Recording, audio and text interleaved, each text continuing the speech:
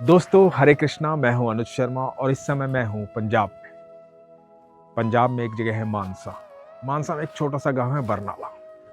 बरनाला में एक अद्भुत स्थान है जिसका नाम है बजरियान। बजरियान में साधना करते हैं स्वयंभू स्वामी, मां मातंगी के, बाबा महादेव के अनन्य भक्त हैं। और साधना शुरू होती है भगवान श्री कृष्ण और राधा रानी से। तो मेरी यहाँ बजरियान में उनसे मुलाकात हुई, बड़ा प्रभावित हुआ। एक छोटी सी कहानी उन्होंने मुझे सुनाई। जब मैंने सुनी तो मुझे लगा कि आप लोगों तक भी ये कहानी पहुंचनी चाहिए। तो सुनिए ये कहानी और स्वयंभू स्वामी के द्वारा जानिए जीवन क्या है, किस तरह का है, सफलता क्यों रुक जाती है, क्या है जो सफलता को आने से रोक रहा है। आइए सुनते हैं ये कहानी। सूफी इज्म है जेड़ा वो सारा ट्रस्ट ते खड़ा है। वो इन्ना क ट्रस्ट लेके आउंदे अपने आप च, अपने मुर्शिद नाल वो एकाकार हो जाते हैं। सारी मामला ट्रस्ट का है। बाबा जी सत श्री अकाल। सत श्री अकाल, सत श्री अकाल। और बाबा जी वो डेथ वाली कहानी सुनाओ ना एक बार। जी, एक फकीर गांव के चौराहे पे बैठा है। रात दा बेड़ा चंद्रमा की चाननी है, तो वो अपना नमाज अदा करके उसके शुक्राने में बैठा हुआ। वो देखदा दूर एक काला साया जा रहा। वो पूछता है उसी काला साया से कि आप कौन हो? अच्छा। वो कहने लगी कि मैं मृत्यु हूं। वो कहता आपका इस जगह क्या काम? उन्होंने कहा कि मैं इस गांव में जा रही हूं, 500 बंदों को लेके आ रही हूं। तो जैसे वो लौट रही थी तो फकीर भी वहीं था, तो उसी रास्ते से वो गुजरने रही। उन्होंने बोला इधर आ, तुम्हारी जुबान का कोई मूल्य नहीं है। कि आप तो कह रही थी कि मैं 500 बंदों को लेके आऊंगी, तो यहां तो 5000 मर गए। वो कहती मैंने नहीं मारे जे मेरे आने के फियर से मर गए।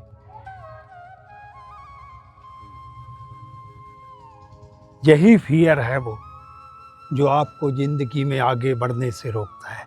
अगर फियर हट जाए तो रास्ता एकदम क्लियर है। अगर फियर निकल गया, हमें अपनी सेल्फ का पता चलेगा। अगर पता चलेगा तो हमें वो वाइब्रेशन नहीं पकड़ेंगे जो फियर की है, जो नेगेटिविटी की है। इसीलिए हम सेफ हैं। एक ही आपको जीवन में आगे बढ़ने से रोकता है, वो है फियर। फियर निकलने के बाद ही अनुभव होता है, उसी पे ट्रस्ट होता है जो आपका इष्ट होता है। तो बाबा जी एक बात बताओ, फियर निकालने का कोई तरीका बताओ। फियर निकालने का जो पहला सूत्र है वो है श्रद्धा, ट्रस्ट। यहीं से वो सूत्र आपको धीरे धीरे मिलना शुरू होता है। आपका ट्रस्ट होना चाहिए।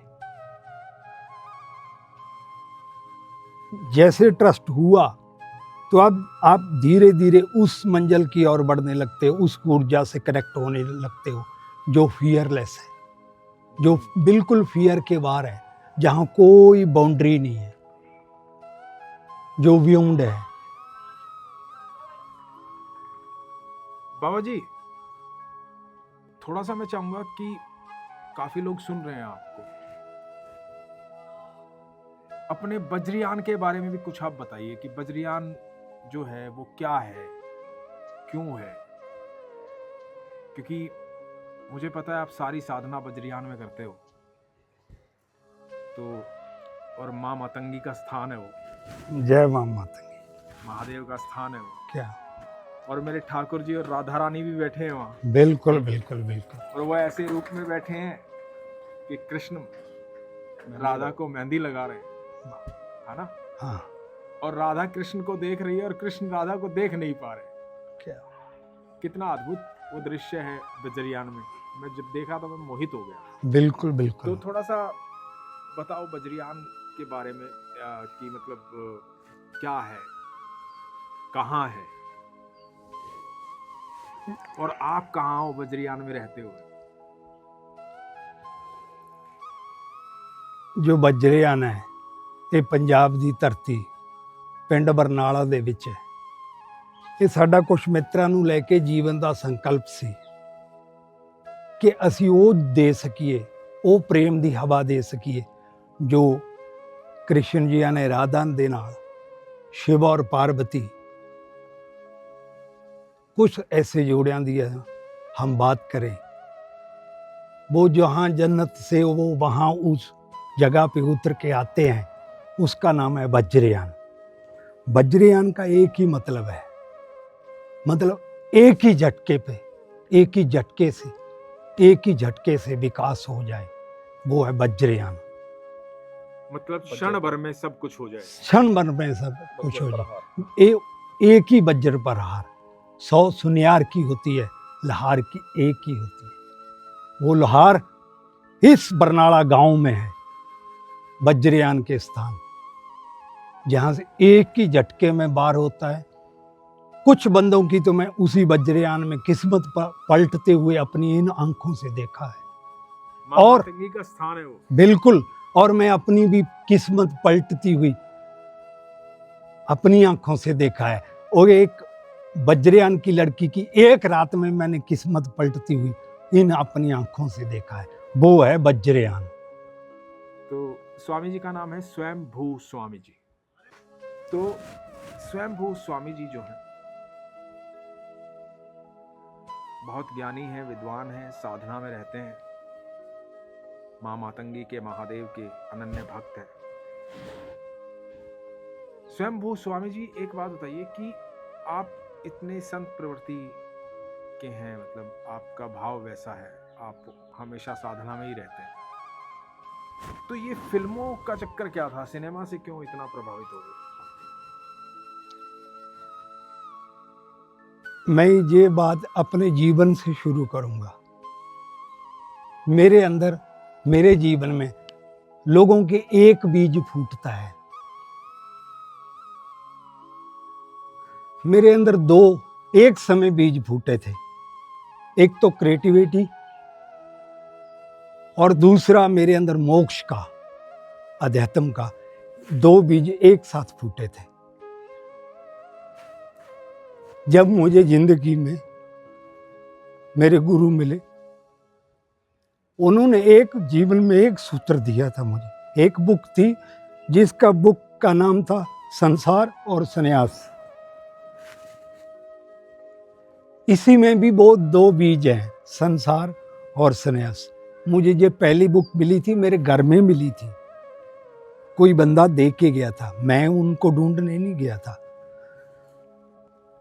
तो ओशो ने वहां एक कहानी सुनाई कि आपके जीवन के रथ के 4 घोड़े हैं, कि 2 संन्यास के हैं, 2 मोक्ष के हैं। कि आदमी क्या करता है, जहां क्या मिस्टेक है हमारे जीवन में, हम 2 घोड़े इस तरफ दौड़ाते हैं पैसे के लिए, 2 घोड़े हम मोक्ष की तरफ दौड़ाते हैं। इसीलिए हमारे जीवन का जो रथ है वो बिल्कुल टूट जाता है। आपका इतना फोकस क्लियर होना चाहिए, वो 4 घोड़े आप जो चाहो, आपने प्रकृति ने आपको ये सबसे बड़ा गिफ्ट दिया है कि आपको चूज करने की क्षमता दी है, उसके निर्माता आप हो। मैं चाहता हूं 4 घोड़े पहले जिस तरफ लगे उस तरफ दौड़ा लो, भले पैसे की तरफ, भले संन्यास की तरफ। वहीं से लक्ष्य निर्धारित होगा आपकी जीवन में प्रायोरिटी किसको है। मैं गुरु की आंख से बोल रहा हूं, प्रायोरिटी क्या है, जहां गुरु देख लेता है।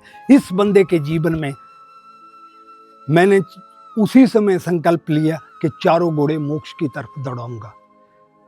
मेरा जो फिल्म लाइन का वो जो बीज था वो भी धीरे धीरे पनपता रहा।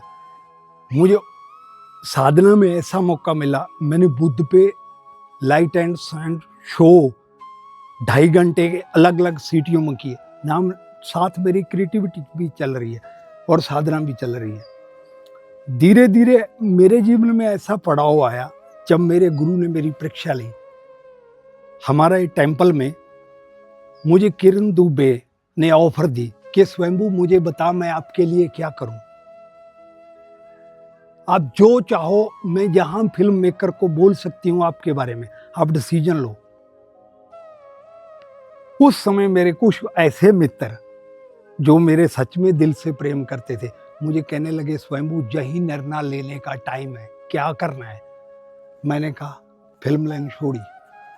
बीच में मैं इस समय के बीच कुछ काम कर चुका था कुछ फिल्मों में, मैंने कहा छोड़ी अध्यात्म की तरफ।